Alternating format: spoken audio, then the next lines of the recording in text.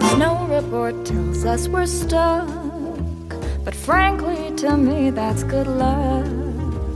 The blizzard that traps us has held us and wrapped us in solitude, safe from the crowds. The road report begs us to stay, avoiding the icy brigade. It's rational thinking to just pour a drink and keep far from the crystallized clouds. Winter storms are common, as you know. This shouldn't be surprising, but I'll still beg that blizzard so, and I'll report back to the cheers, the seasonal greetings and wish you were here. I'll tell them it's better to hide from the weather, repeating it's out of our hands. Oh, omitting the part we both knew from the start, these were always our holiday plans. This is Where We Live from Connecticut Public Radio. I'm Catherine Shen. The holidays can be a good time to gather, celebrate, press the pause button before the new year kicks off, but not everyone gets to do that. Many people have to work through the holidays, including those in the retail and healthcare industries. In 2023, retail employment increased by nearly 500,000 jobs in the months leading up to the holidays. That's according to the Bureau of Labor Statistics. This time of year, there's also an increased demand for healthcare services and the people who provide them. Car accidents, fires, and wait for it, decorating injuries are all too common. And that's according to the Consumer Product Safety Commission. Today, we hear from people through the holiday season in Connecticut. Joining us now is Ellen Benson. She's an Associate Director of Procedural Services and Manager of the Sterile Processing Department at UConn Health. Thank you so much, Ellen, for being with us today. Thank you for having me. And we also have Audrey Silver, who's a Senior Clinical Operations Manager at Hartford Healthcare. Thank you so much, Audrey, for being on Where We Live. Thanks so much for having me as well. And also with us is Lucy Sciarretto. She's a Seafood Manager at Stop & Shop in Southbury. Lucy, thanks for being with us, too. Thank you for having me. And if you're a frontline worker, we want to hear from you too. Listeners, give us a call, 888-720-9677, or you're more than welcome to share your experience on Facebook and Twitter at Where We Live. So Lucy, I want to start with you. Can you tell us about your background? Because you have been working in the grocery industry for a very long time. Yes, I've been with Stop & Shop for 36 years. I started out as a meat clerk part-time when my kids were young, and went on to, when they got older, becoming a seafood manager. So I've been with the company for 36 years. I also am their union steward in the food part of Local 371, and on the executive board for them also to help the employees. And so that's, I guess, 36 years of holiday seasons. Tell us is there a typical holiday season for you, or is every season a little different? Yes, every season is a little different, but they're all challenging. They're busy. Right now at this time, it's lack of help. So you're working very hard, trying to keep up with the employees you do have, trying to make sure the customers have everything they need for the holiday season. And so is it a situation where your hours is like a normal week, but assuming the workload is probably a little different because more people, busier type Yes, we don't get many more hours for the holiday, a few more. So yeah, you have to keep really organized. And I try to do that all day long. So when my people come in the evening, who are wonderful, they are able to just pick up the rest of the pieces and we can start the day all over again. And you really were a seafood clerk, I think, for most of your career at Stop & Shop. You know, what is that like? I imagine you have a lot of front-facing customers that you interact with. Oh, absolutely, yes. The customers are always asking you all kinds of questions, maybe not even to have to do with your area. And, you're more than happy to help them in any way that you can. Holidays become a little stressful. I'm in an area where it's an elderly community. So what happens is they sometimes forget how to make something, or, so you go through how to prepare a meal for them. And it's very rewarding, though. And I think those are the details that people don't really think about. That's something that you can help them with. Absolutely. Which I think is really, really cool. And Audrey, you're also someone who has worked through the holidays, but in a different capacity, working in hospitals and the ER. So tell us what your experience has been like. Yeah, so working in the emergency department during the holidays, I mean, on any day, we don't know what we're getting, but the holiday season is typically our busiest season around the holidays. And then when it comes to the holiday itself, of course, no one wants to spend their holiday in the hospital. Right. So we try to make it the best experience as possible on the holiday and really try to connect with the patients. But it's really difficult for them. And so the staff really tries to go above and beyond. But this time of year is our busiest and most challenging time of year for sure. Well, I think for some professions, there's an expectation to work through the holidays or have like a swapping sort of type of culture, which is also something that I've gone through as well. Not the same experience, of course, but is this something that you are all expected or anticipated to jump in whenever you're needed? Definitely. We have required holidays that we work just so we can make sure the department is staffed, but the team is really good about trying to trade holidays if there's one that's more meaningful than the other and really work with each other to support each other while still ensuring that we have enough people to care for the patients coming through the door. So it's great that the team does that. You know, it's definitely a challenge to work through the holidays, but I think we make the best of it with our work family and doing what we do for the community is rewarding enough in itself. So what does it look like to work at a hospital during the holidays? As Lucy sort of shared with us, at Stop and Shop, at a grocery store, it's a little busier. The ask for help might look a little different. What is it like during the holidays at the hospital?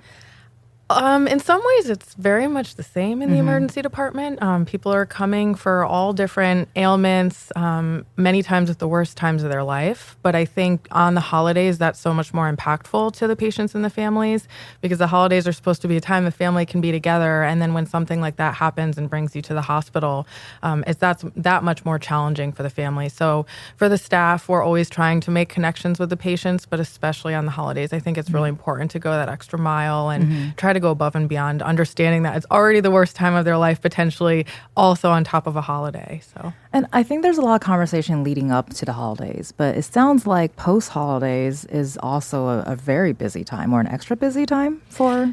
It is. And I think part of that is because people want to spend the holidays with their families, they may wait to seek out care and then in turn become sicker and seek out care after the holidays.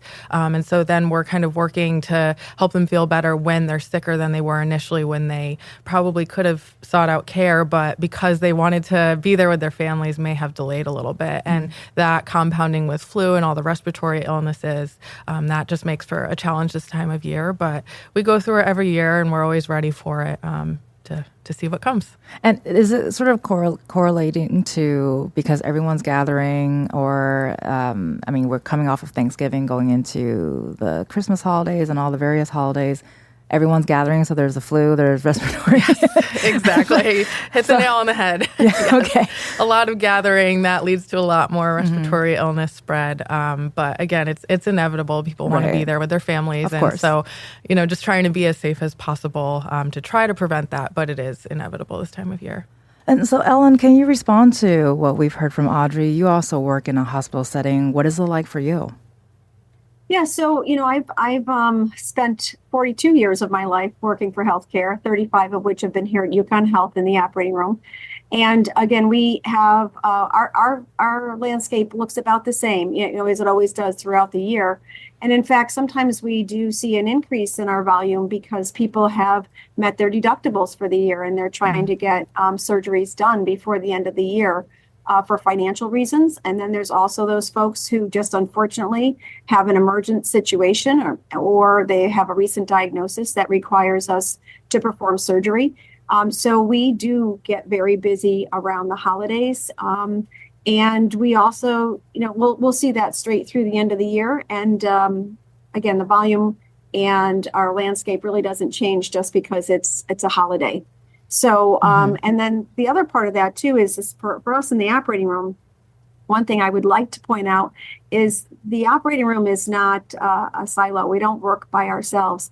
So we really also have a lot of support people that are here with us. So yes, there are doctors and nurses, but our sterile processing department, for example, they're here with us. And even though Christmas, we might not be doing elective cases on Christmas. We will be doing them the day after. So all that instrumentation that's needed still needs to get processed and done.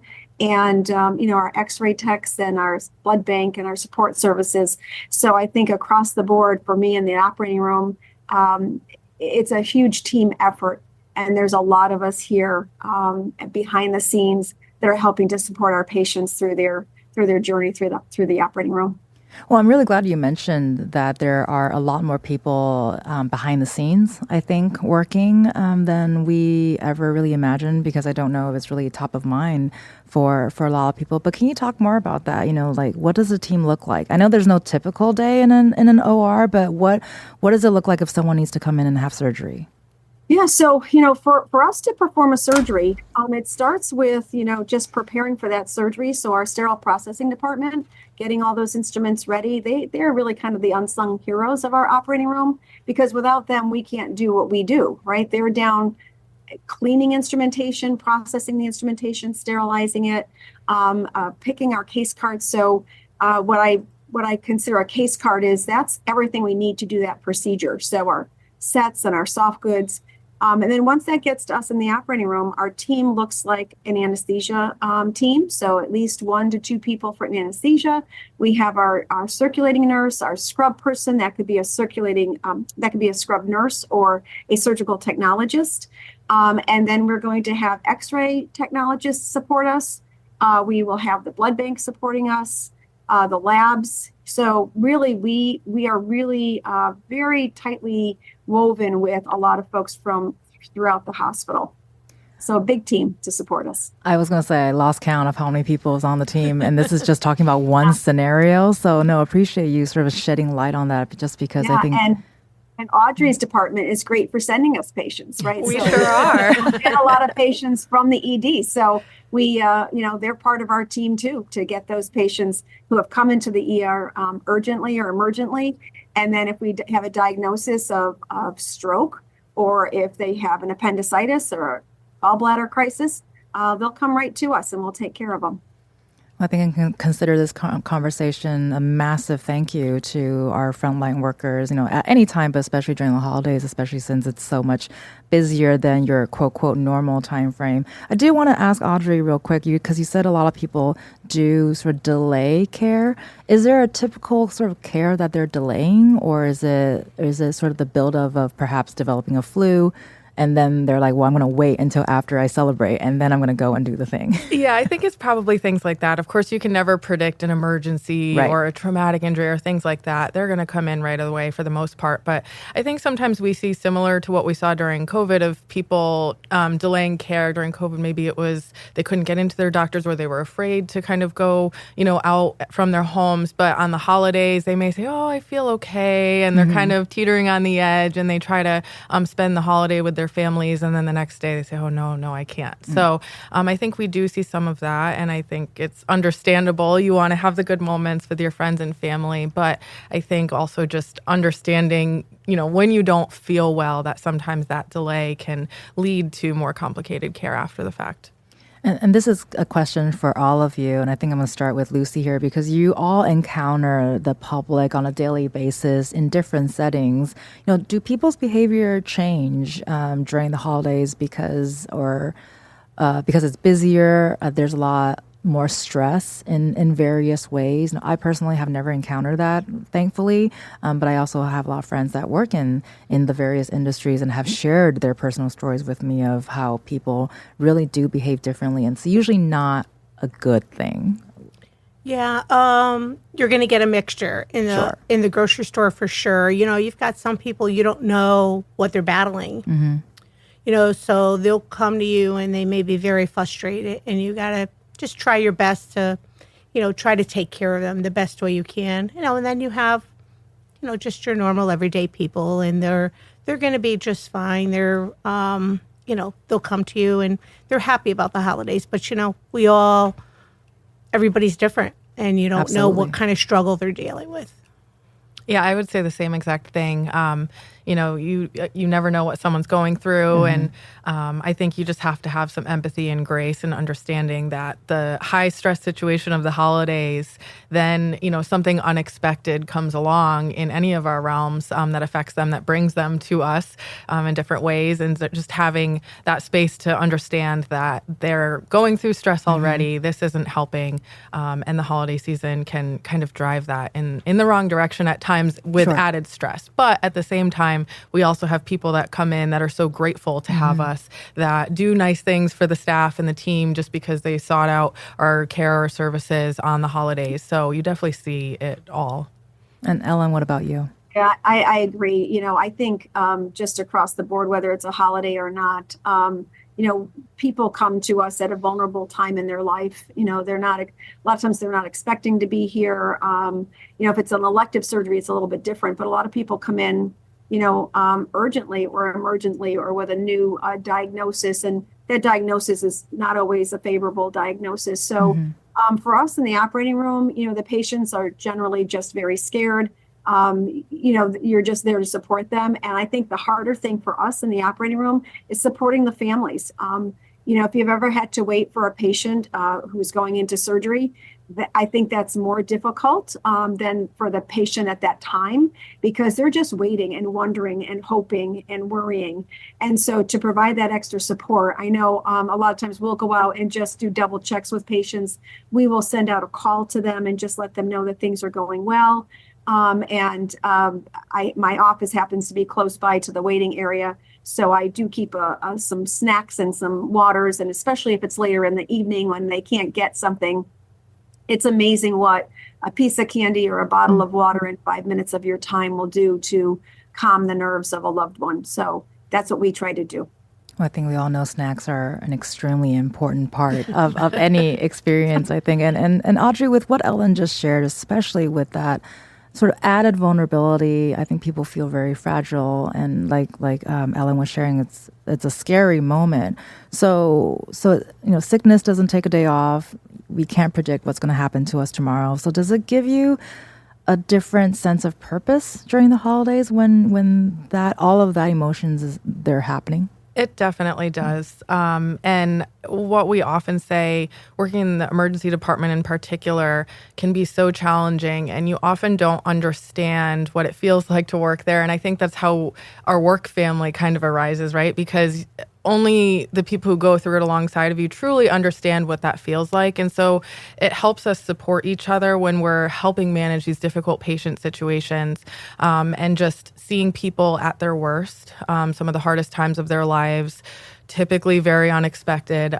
You have to really develop some resilience in being able to support them and be strong for them through those situations when maybe they or their family are having difficulty being strong for each other. And so I think that's where we really find our why in what we do, because it brings us back to why we got into this, is to help people. And that's really at our core. And even in the most difficult times, it really is grounding. And Lucy, you're in a different setting, but I imagine there's a different kind of vulnerability that you see during the holiday season, especially like you shared earlier. You have people come in who might be a little older and they forgot how to make a dish, and you're able to be there and help them sort of go through that. Absolutely. It's very rewarding. And you can tell when they walk up to you, whether they're just overwhelmed with maybe they're having a big group of people and, they are on the older side, and you kind of just help them get through whatever it is they need to make their meal or their holiday as special as can be. Well, I don't think I'm going to look at a seafood Clark the same way again after this conversation. And here's another question for all of you, because it's such a public-facing job that you all hold. And I think, Ellen, I'm going to start with you this time, is how do you and your colleagues stay healthy during this time? Yeah, well, that's an interesting question. I have a personal joke, I guess, for myself, is that, I'm exposed to so many germs that I think we all are here in the hospital that I feel like I'm immune. I'm going to knock on wood. I happen to be a very healthy person and don't get sick too often, much to the dismay of my family, who always seems to be sick. So, it's just trying to take some time for self. I think we forget to do that, most of us in healthcare. It's trying to look at that work-life balance, and at the end of the day, if you've been here for your 10 or your 12 hours, at that point saying that, at this point you do need to go. And I think that's beneficial not only for you, but also for your patients. You need to take breaks, and then you need to come back refreshed and ready to start a new day. So I think that's basically how I try to kind of manage both sides of that, being here when I need to be here, being healthy and strong, and then also having that time to kind of recoup and spend that time with my family at home, because that kind of re-energizes you and gets you back in the right state of mind to go back to work the next day. Audrey, how do you take care of yourself and your colleagues? I would say it's very similar. I think self-care is so important. And again, I would reiterate everything said, but also the team really relies on each other too. They try to inject, some spirit into this time of year and do fun things just to make that almost family feel at work, just to bring traditions in. And I think that just helps too with the camaraderie and just the morale. I think that's so, so important. What are some of the things that you guys would do? We do pretty much every holiday, actually, just little swaps, whether it's candy or gifts or different things. We do different little celebrations. We're going to be doing a little hot chocolate bar next week with different topics, just, little things that are outside of the norm, just to try to have something fun for a few minutes away, to take that break and just enjoy each other for a moment, kind of stepping off stage behind the scenes to rejuvenate. And so we do a lot of that, little just giveaways, fun recognitions, just to make things fun. Yeah. What about you, Lucy? We're doing a chili cook-off tomorrow. Oh, that's a good one. So my chili's ready. It's all set to go. All right. I didn't realize this is going to be a competition of who's having the most fun here. So, Lucy, it's on you now. What are you doing? Okay. Well, first, I think getting back to the health is just keeping a balance, like you all have said. A balance, hand washing is a big thing in the working with food. You have to make sure. You're going to get all kinds of sick people coming into the grocery store, just like you do at the hospital. Actually, you'd be surprised how many are, just sick, but they're there. And again, that balance. I try to make sure I do special things for my people, especially at Christmas time. Always have some special gifts for them. I do make homemade cookies the week going into the holiday, and I try to make sure I share with everybody. And and then try to bring in some other maybe breakfast foods and just make it as fun as I can. They're my other family, and I'm with them sometimes more than I am with my own family. So we enjoy each other. Well, that's really good to hear. And before we go to break, we're going to hear from one more voice ahead of this conversation. We spoke with David Gillette, who's a preloader and driver for UPS here in Connecticut. And here's what he shared with us about the special connections that he makes over the holiday season. I had an old folks community on my route. And these people you'll see the families will come and visit them. But there's so many people that I would just deliver presents from their son or their grandchildren, and I'd be there, and you just take a moment, enjoy it, and say, Merry Christmas, how are you doing? And you actually, if you're on a route for a long time, these people. I was on the same route for 18 years. So I've seen kids when they were just having their first Christmas to going off into college, and you build relationships with those people on your route. And I could just remember just seeing a lot of people and just smiling on their face when you bring a present to them, and they always want to have a quick chat, but you have to. You're like, I have to go, and because you're always got that clock ticking in behind you, because you got more packages to deliver. Well, we appreciate David for sharing his story with us, and we're hearing from Connecticut residents working through the holiday season this hour, and our panel will be staying with us. And if you're working through the holidays, we would love to hear from you and have you share your experience with us, 888-720-9677, or leave us a comment on Facebook and Twitter at Where We Live.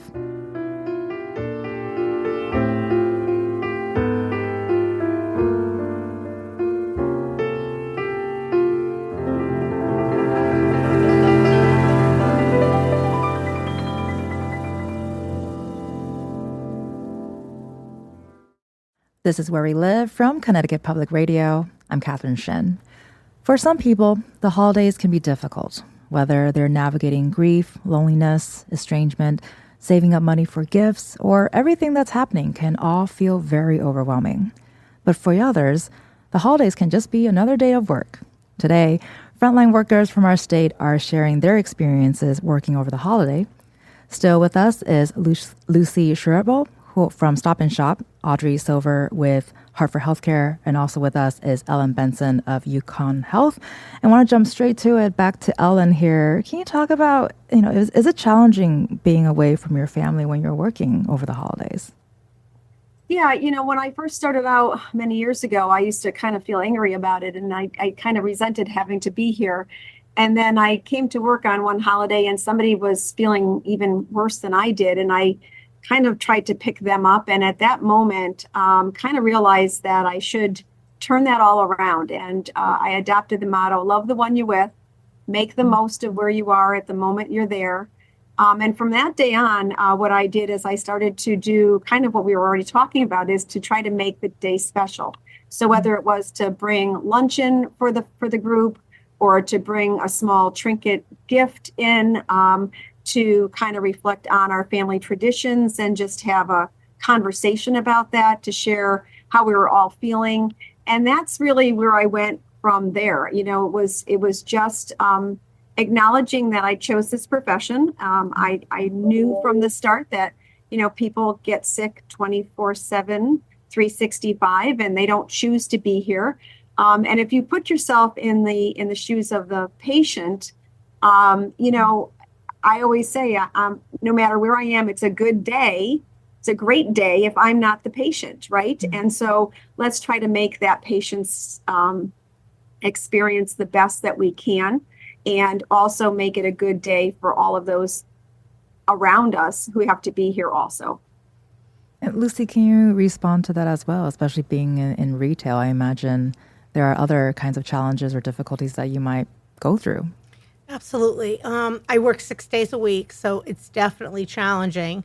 I have one little grandson who's only 5 years old, and I find that's my biggest challenge. He's in school, so trying to make time to see him. So I try to, on the weekend, even though I work, make it a point to take one of them days and work with my son and my daughter-in-law to be able to spend time with him, quality time, and do some fun things. But it's a challenge, especially now, I still have to work. So, and again, the same thing, with the people you work with, you try to make the holiday special.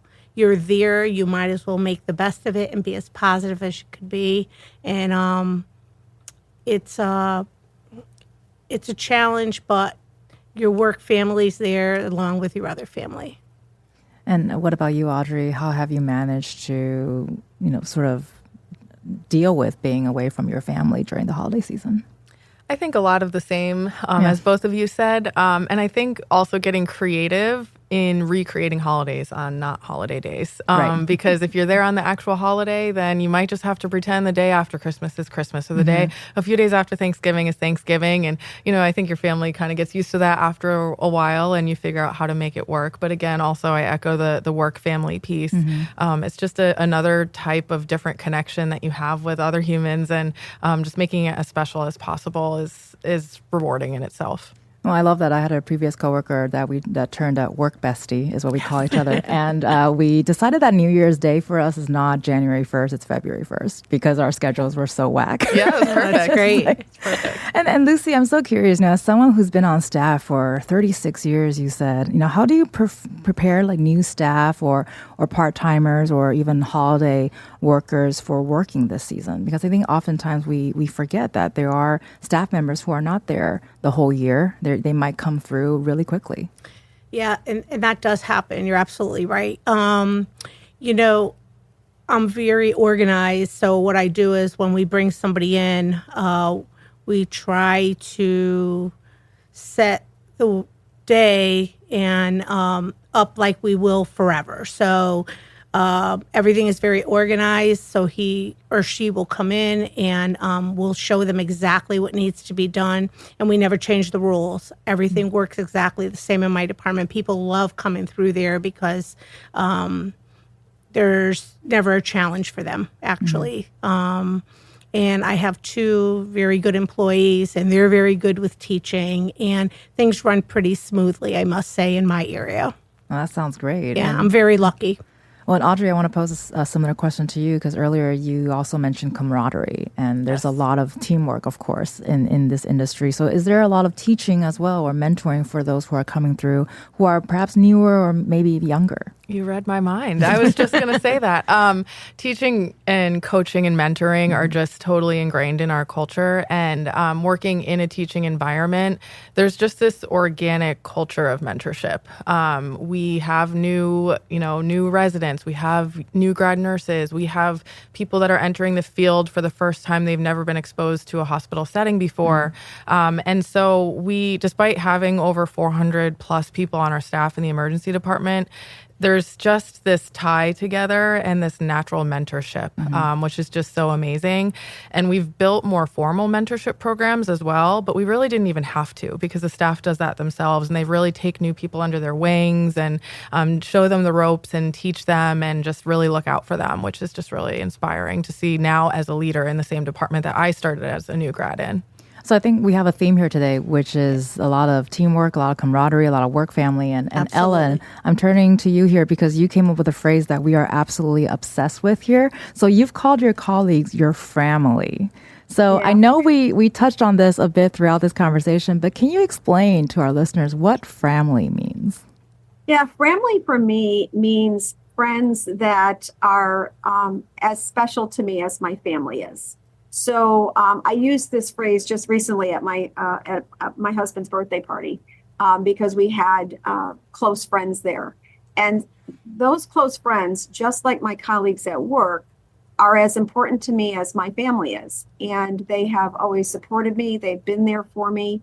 And I like to think that we here as an institution do the same for each other. So our new folks coming in, we have a very robust Peri-Op 101 training program here, which is a program which we take brand new nurses and we teach them how to be operating room nurses. So, just like Audrey said, there's a feeling of mentorship here all the time and training.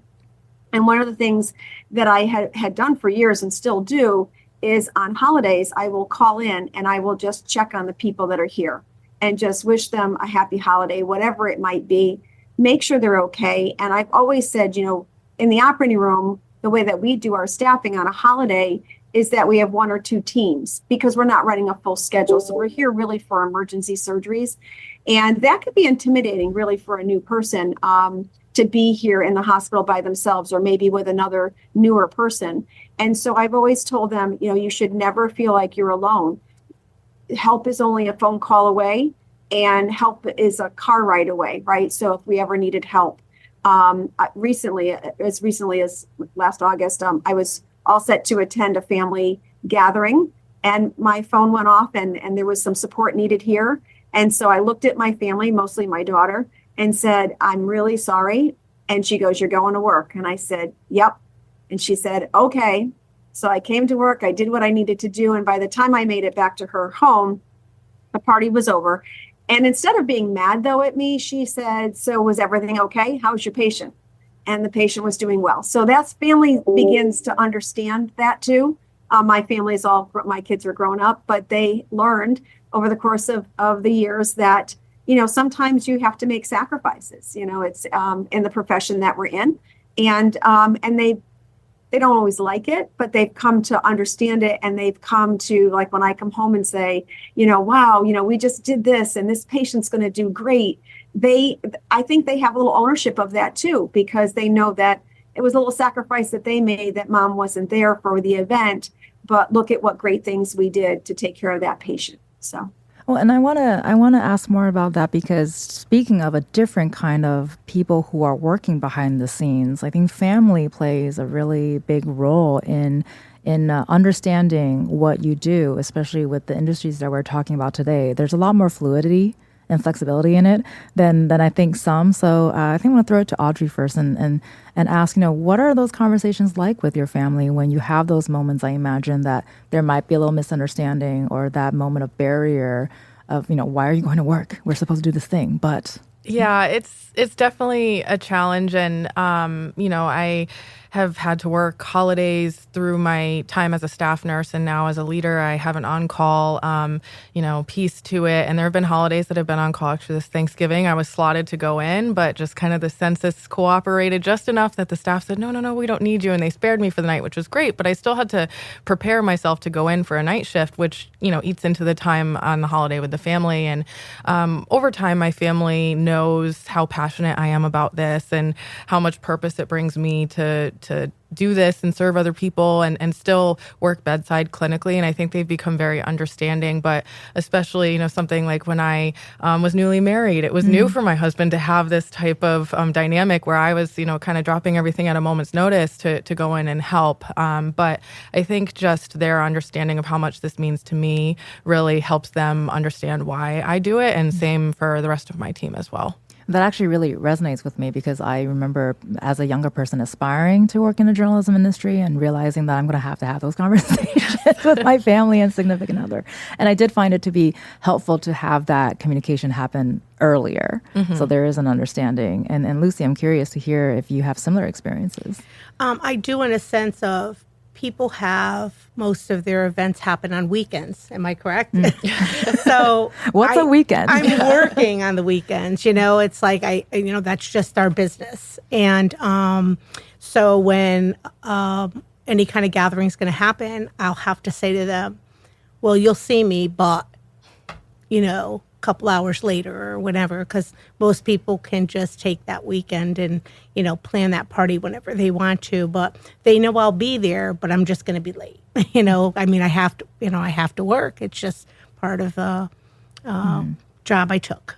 And did they become more understanding once they realize what's Absolutely. happening? Yes, they just know, they'll see me, and I let them know ahead of time I should be there around this time. And yeah, they just, they accept it for what it is. And my husband's in the same business, so they understand, we have to do what we have to do. Well, and Audrey, earlier you mentioned, and I think everyone has mentioned this, is especially over the last couple of years, you've had to be more creative with your work, either solutions or holiday traditions, as we're talking about. So were anything that jumped out to you over the last couple of years in terms of what that creativity brought you? I think a lot of it has been creativity and just how to kind of use our space and how to manage these fluctuations in how many patients or what types of patients are coming in. And so it's really challenged the team to think differently. We can't keep doing things the way we've always done them just because that's how we've always done them. And so I think that's brought us this different sense of really challenging the norm and questioning the norm, but in a positive way. And how do we keep getting better? So I think that's really inspired a lot of the team to do that and not just settle into how we've always done things. Sure. Ellen, is that something that you experience as well? Absolutely. I've had the privilege of working at UConn for 34 years, going on 35 years. And from the day I started here to today, our campus, if you just ever knew what our campus looked like, 20 years ago and what it looks like today, we've grown tremendously. And so we've seen that here at UConn Health, having to change and morph and grow. And we're seeing that again with our operating rooms, where we are just looking to expand. How can we do things better? How can we do more and hire more new staff to support the services that we want to provide? And how do we train them and get them to where they need to be so that we can all be successful? So a lot of changes have occurred here for sure. You've been listening to Ellen Benson of UConn Health and also Audrey Silver with Hartford Healthcare and Lucy Sciarretto from Stop and Shop. And listeners, let us know if you're working over the holiday season. How do you embrace the day and celebrate with your colleagues? We want to hear from you. And before we go to break, got a quick comment from a listener on Facebook who shared with us, I'm a face painter and I'm working at Glow Hartford from Black Friday until New Year's. It's a lot of hours on top of my day job as a school crossing guard, which is a great job too, if you can deal with the weather. But I wouldn't trade it. Painting the children's faces while they're experiencing the lights and wonder of the event and holiday season is such a joy. I feel like this is the best job ever. Well, thank you so much for sharing your experience with us. We appreciate it. We want to hear from you. Give us a call, 888-720-9677, or find us on Facebook and Twitter at Where We Live.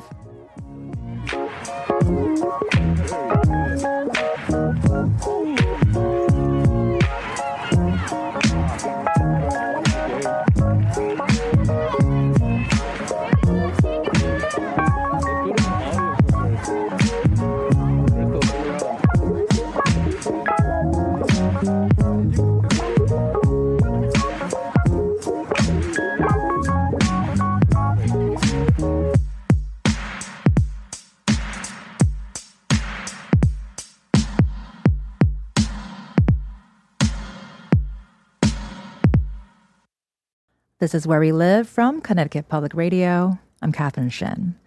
The holidays is a time for food, fun, and for some, work. We're talking to frontline workers in our state today about their experiences working over the holidays, and we will love to hear from you. If you have any experiences working over the holiday season, give us a call, 888-720-9677. That's 888-720-WNPR, or leave us a comment on Facebook and Twitter at Where We Live. So Audrey, we've been talking over the last hour about, it's so rewarding really to work during the holiday seasons, especially being in the medical field where you're providing support and comfort for people who are feeling very vulnerable. But I imagine there are some hard parts with it too. So what would you say is the hardest part of working over the holidays?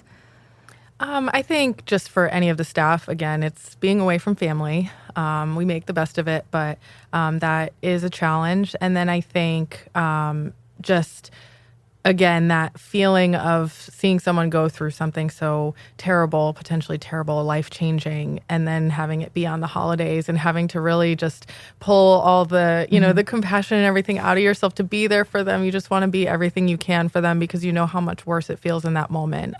It's definitely draining, and it can be really tiring for the staff just to be that much for everybody all the time. But again, that's why we go into this.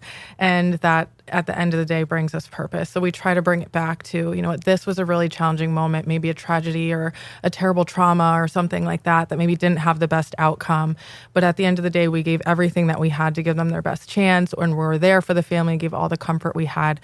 That just makes it worth it. Well, and with that too, do you get a chance, I don't know if there's an afterwards per se, but do you get a chance afterwards to be able to decompress or digest what has happened? I imagine there are seasons where, traumatic things have happened, or there are seasons where that doesn't happen. So how do you digest that fluctuation? We definitely do that. And I think the last few years have taught us just to have more openness to that.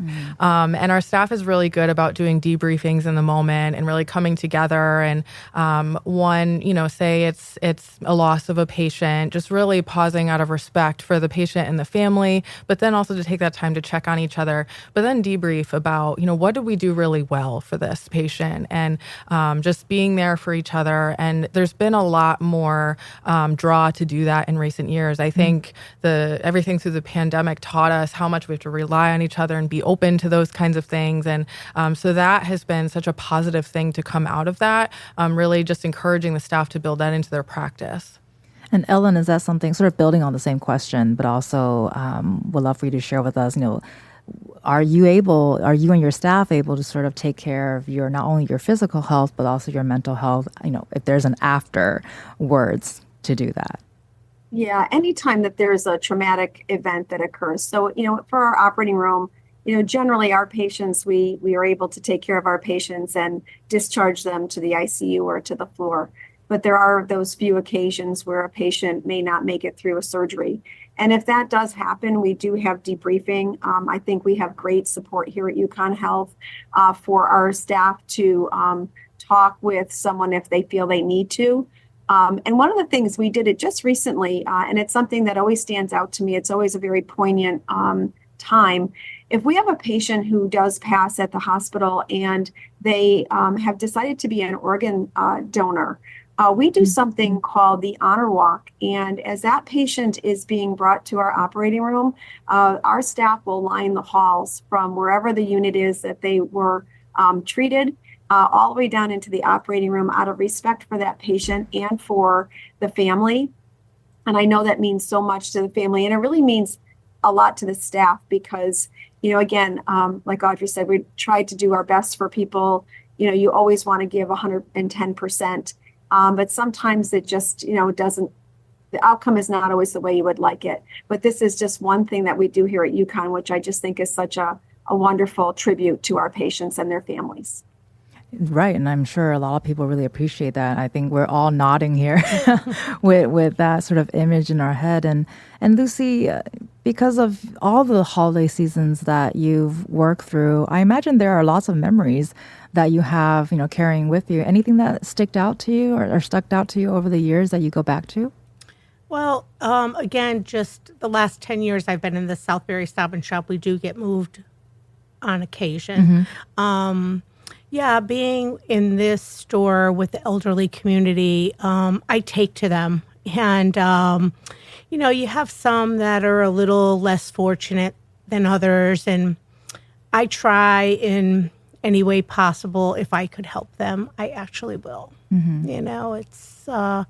It's important to try to give back where you can.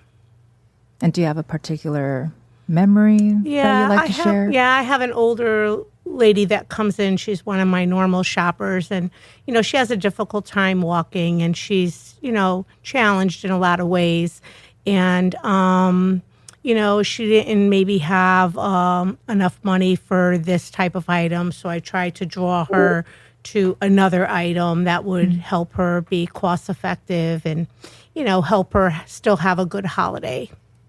Well, that's really beautiful. Thank you for sharing that with us, Lucy. And we got about 2 minutes left here, but I do want to sort of go around the table here and ask, we've gone through a lot in this conversation. We dug into a lot of things, and curious to hear, Ellen, we'll start with you. What do you hope our listeners take away from this conversation today? Well, I think what I would like them to take away is just when they're home, celebrating their holidays, just take a moment. Think about all those folks who are not home. Well, whether it's our healthcare professionals, our police, our fire, our military. There are a lot of people out there that are sacrificing that day to care for other people in whatever way it is. And again, with Lucy, I want to thank you actually, because I have an elderly mother. She's 91. She still likes to go to the grocery store. And I can tell you, she said to me many times, the person in the grocery store helped me to read the label. They helped me to find the item that I wanted. And that's not small. That's a big deal, for elderly people, their diet, their nutrition, that socialization at the grocery store. That might be the only socialization they really get. So you have a really important job. And I want to personally thank you for what you do. I appreciate that. Thank you so much. Well, we've got about 20 seconds each. Lucy, anything you would like to share with our listeners? Final thoughts?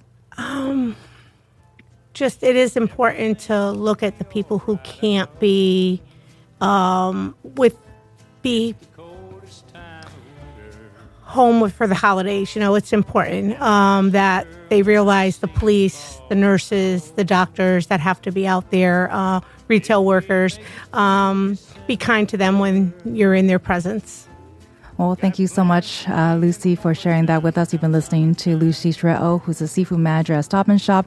We also have Audrey Silver, who's a senior clinical operations manager at Hartford Healthcare, and also Ellen Benson, who is with UConn Health. I want to thank all of you for being with us today. Thank you for your time. Thank you so much. I'm Catherine Shen. Today's show is produced by Tess Terrible. Our technical producer is Dylan Reyes. Download Where We Live anytime on your favorite podcast app. Thank you so much for listening, and happy holidays, everyone.